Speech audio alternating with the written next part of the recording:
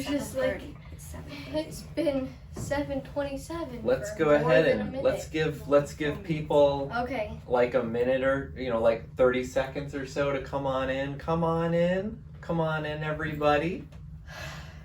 I can't actually see how many people are in yet, so you're gonna have to count. Okay. But pretty soon here we're gonna be starting our. We can start now. Our episode. We can pass out the coffee. Froen girls. No, it's not Froen girls anymore. It's not. That's right. It's not Froen girls. So used to saying that. If you miss Froen girls, then you can go on weekwool.com and check out the Froen Girls podcast. But now, this is all about Makeshift Homeschool. And please join us for the Simultaneous Sip.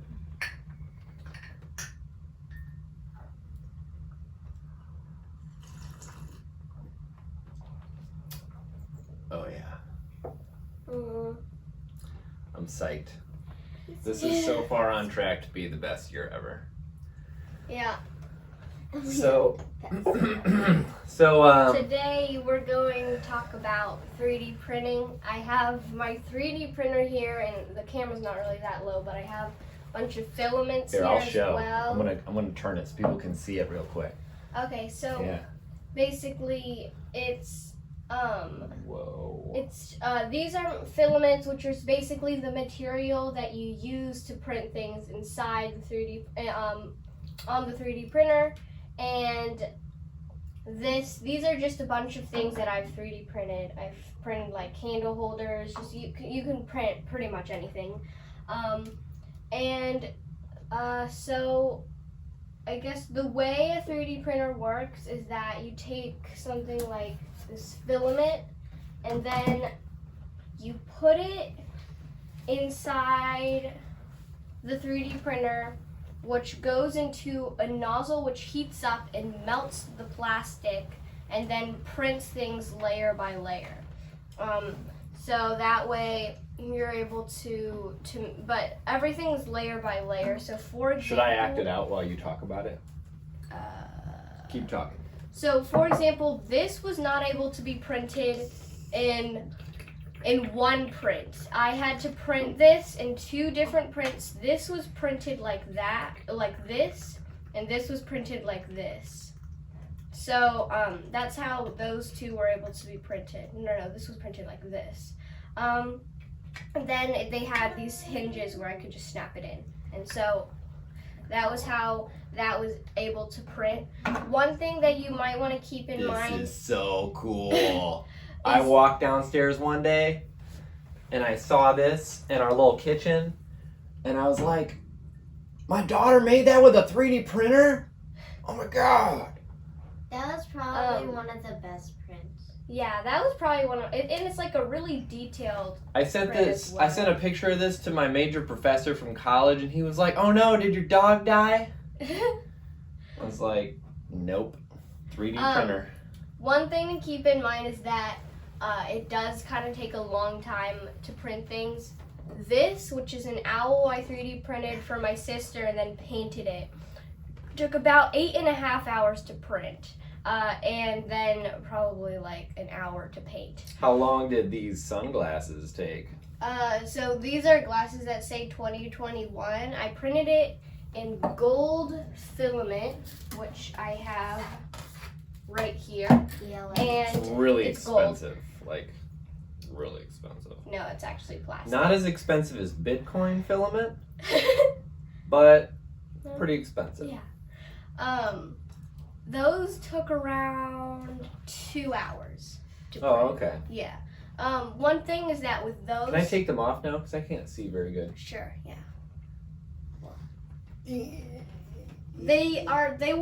I printed these parts separately from the actual glasses part, and they were supposed to snap in, but there was a problem with the 3D printer where one side is thicker than the other. Because I think maybe the bed was too high on one side.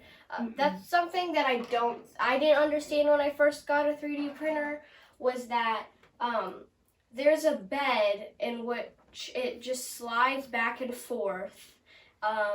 and then the extruder goes up. So basically that's how they create things, is the bed slides back and forth and the extruder goes on. Mm-hmm. The thing is, you can't have the bed too low and you can't have it too high, or else you won't have a good print at all. Mm-hmm. Same thing with actual beds and sleep. Yeah. Too low, bugs. Yeah. Too high, and it's like, oh my god, I'm gonna get crushed. Yeah. Actually, not like sleeping beds at all. Totally different. But if you want to learn more about 3D printing, 3D printers, and get your kids started doing this stuff, makeshifthomeschool.com. So pretty much all of these I like the way you just blew right over it. You're like, okay, Dad, yeah. Pretty much all of these prints, like these candle holders, which they weren't printed with the candles. These are the candles, and they just slide right in.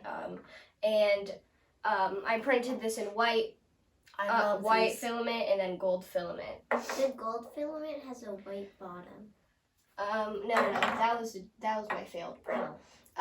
This is just, it was supposed to be a vase, but then I accidentally made it so that it was actually filled up, so now it's more of a decoration. It's a beautiful decoration. Thank you. And this is just a plastic boat. All of these right now that I'm showing you, I found on Thingiverse. None of these are my designs. This is just a little dog that I also painted.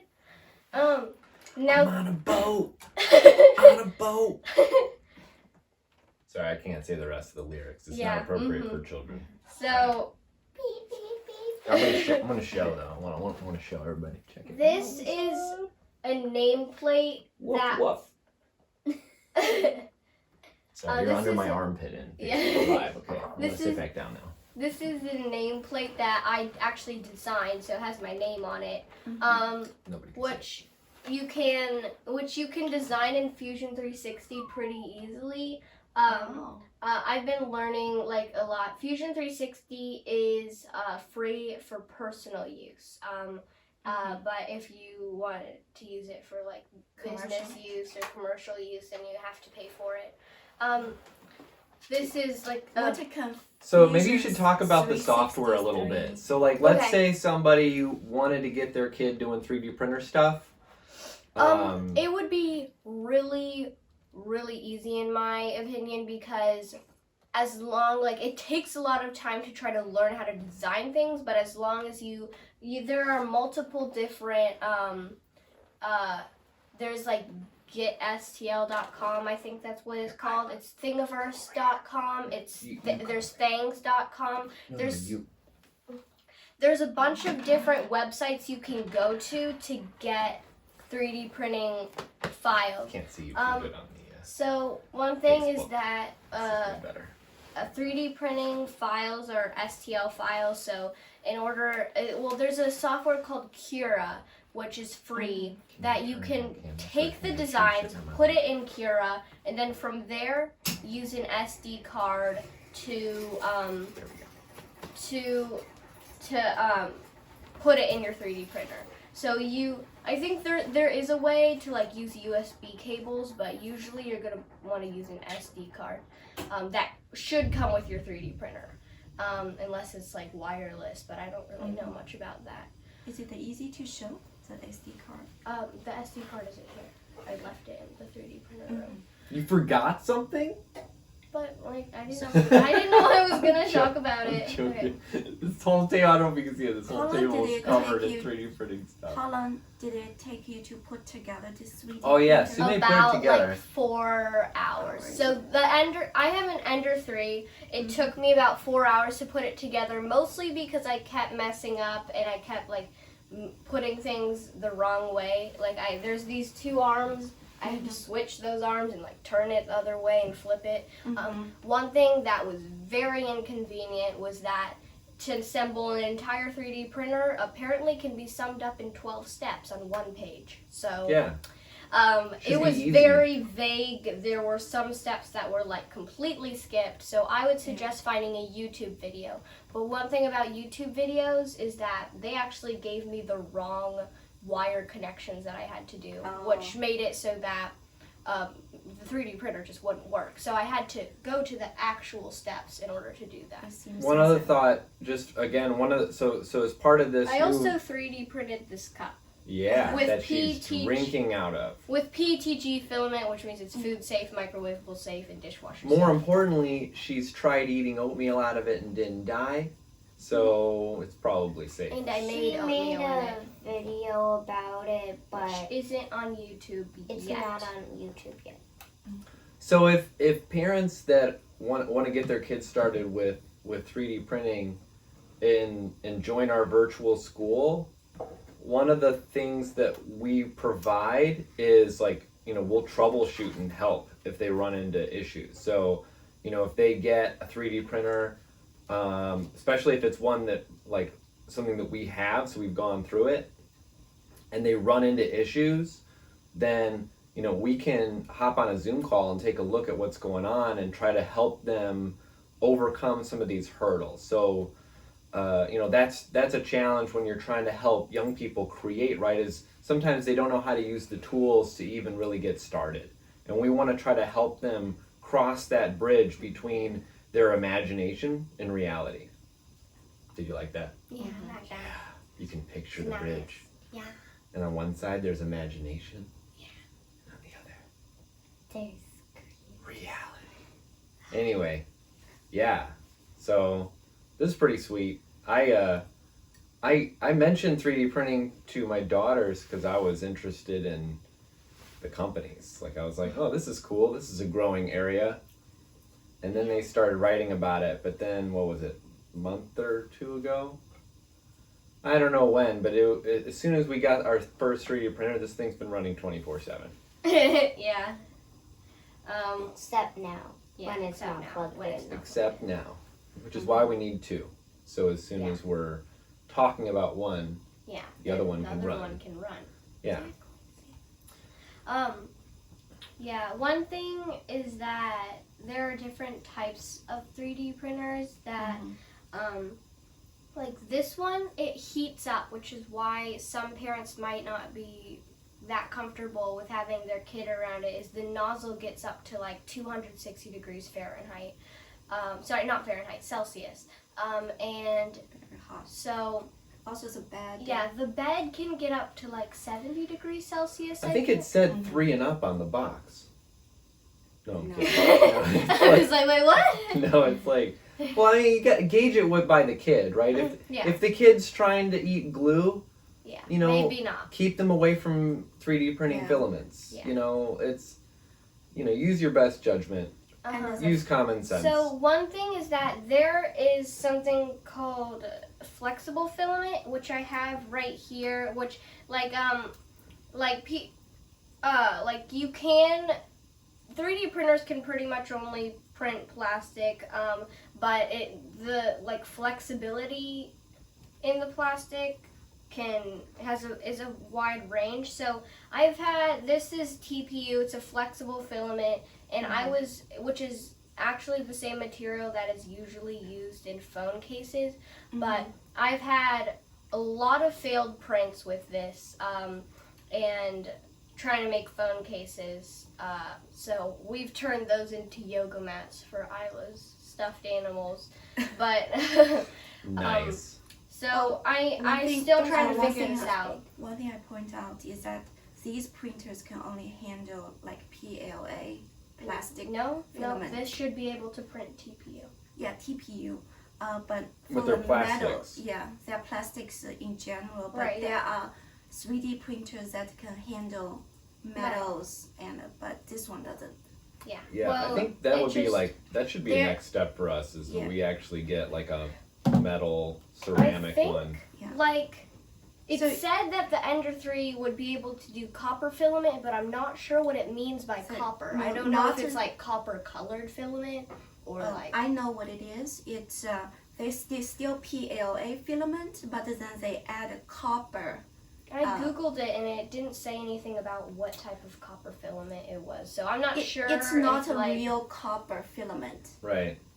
I mean, so it's a $200 3D printer off Amazon. It won't you be probably able to can't build an electric vehicle out of it. right? Or like, you know, more basically stick with plastics.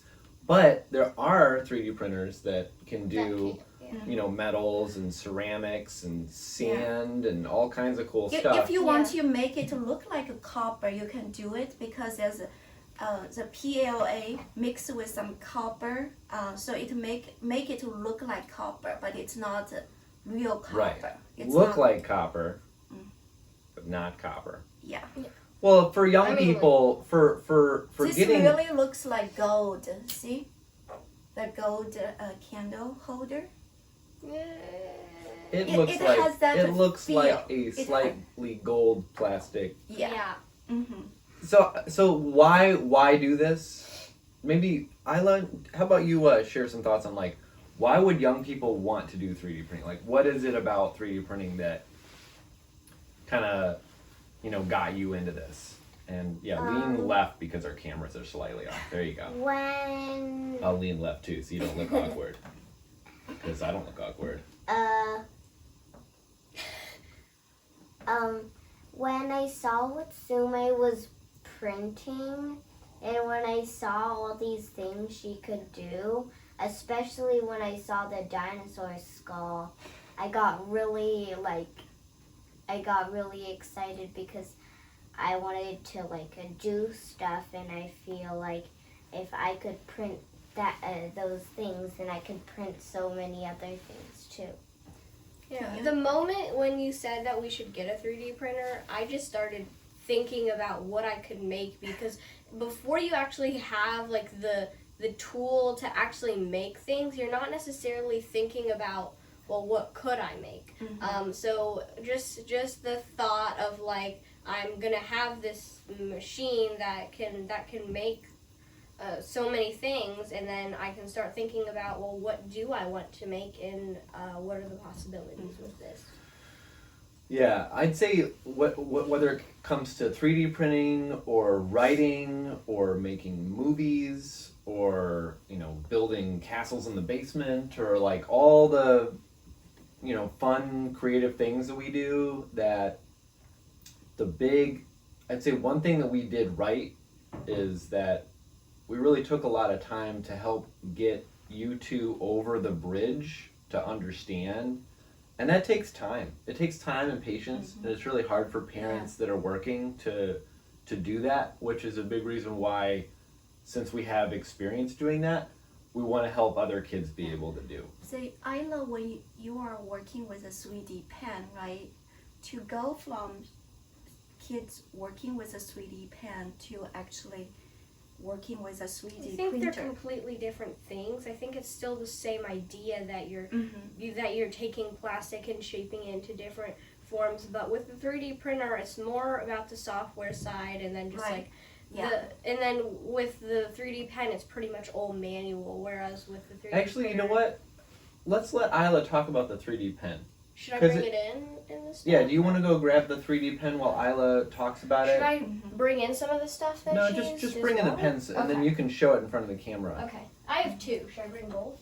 Whatever. Okay. One of them doesn't work, even though that's the new one. You can't even. Here, hold Isla, the plastic. talk about 3D pens. So I like 3D pens, and it's like if it doesn't take time to like to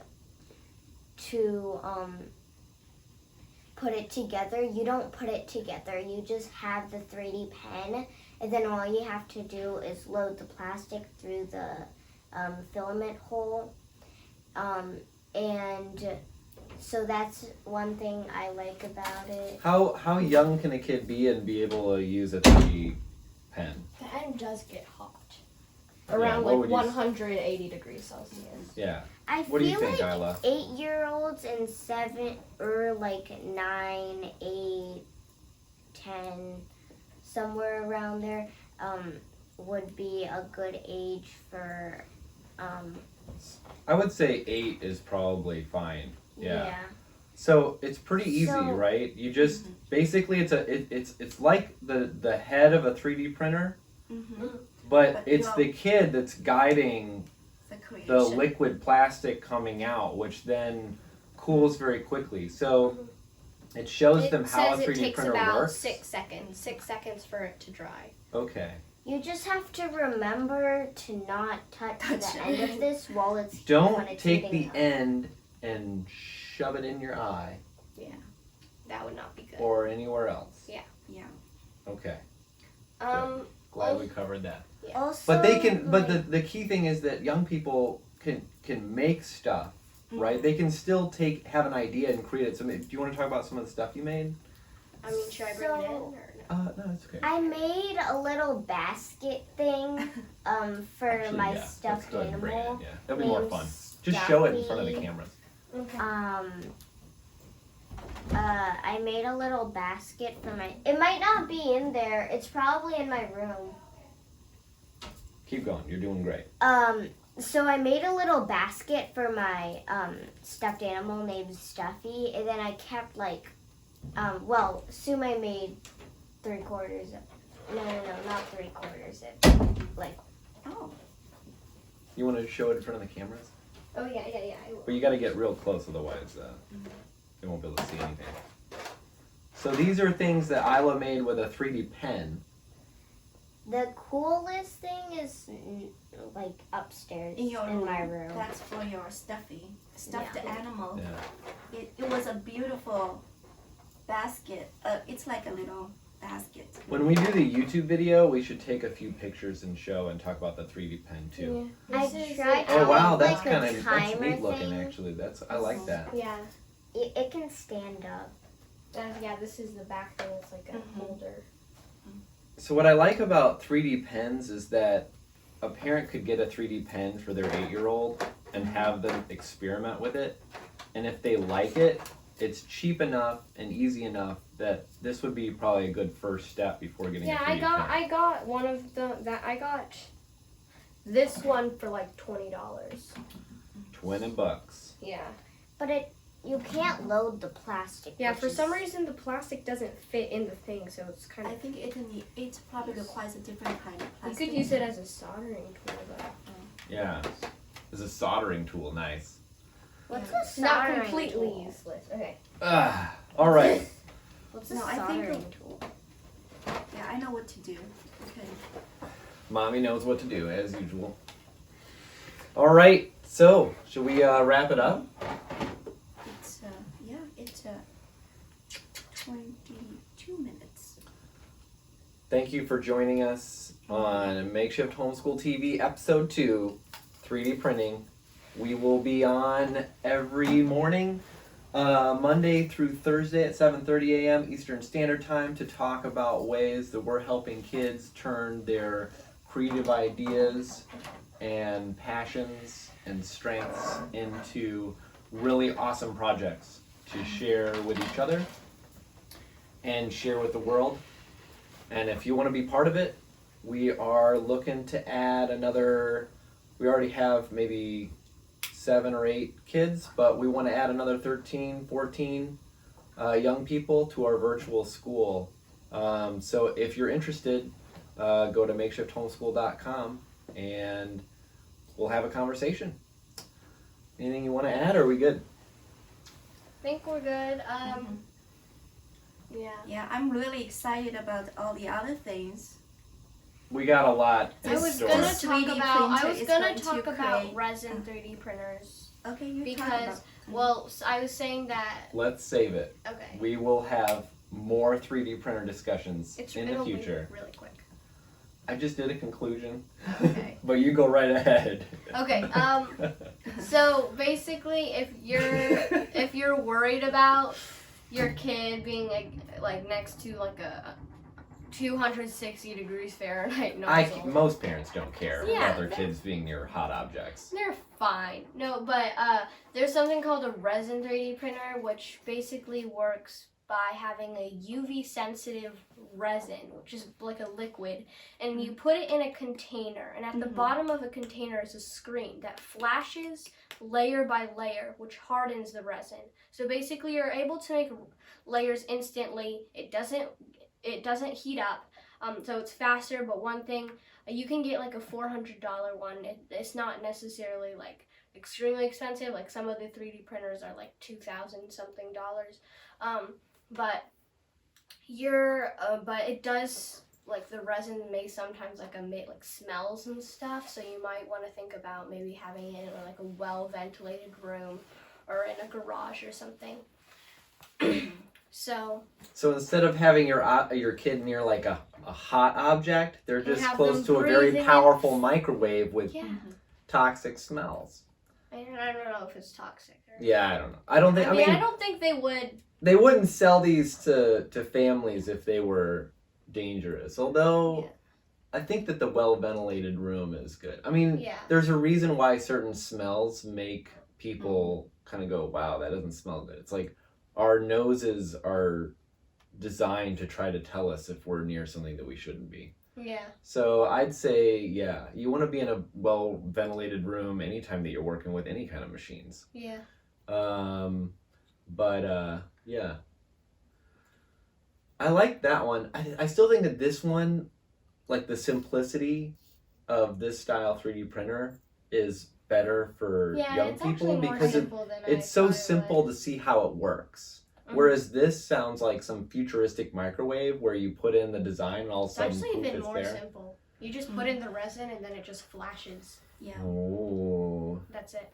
But then you start with a 3D pen, and then all of a sudden you do this, and you're like, oh yeah, it's a 3D pen on top. Yeah, there's no like, what's this one called again? UV ray equivalent, where you put on a little bit, and then all of a sudden the kid like flashes something to do the next layer. Like there's no stepping stone where they can understand it really easily. Right. Yeah. So I like this better. As you pointed out earlier, the 3D printing more about software. Yeah, I mean, but you can still understand the functionality of it. It's not like... Yeah. Mommy, why is there a flashing thing on the bottom of my 3D printer? Mommy, my 3D printer's flashing again. Anyway. Is it gonna All right, explode? let's wrap it up. I'm going to do a conclusion. Then we're going to do a whole other segment on top of it. Then we'll do another conclusion. Yeah. Do it just like, wait. There's another thing. There's another thing. Yeah. All right. So if you want to learn more about what we're doing, go to makeshifthomeschool.com. And we'll be here Monday through Thursday, 7:30 a.m. Eastern Standard. Nope. Next time. See you tomorrow.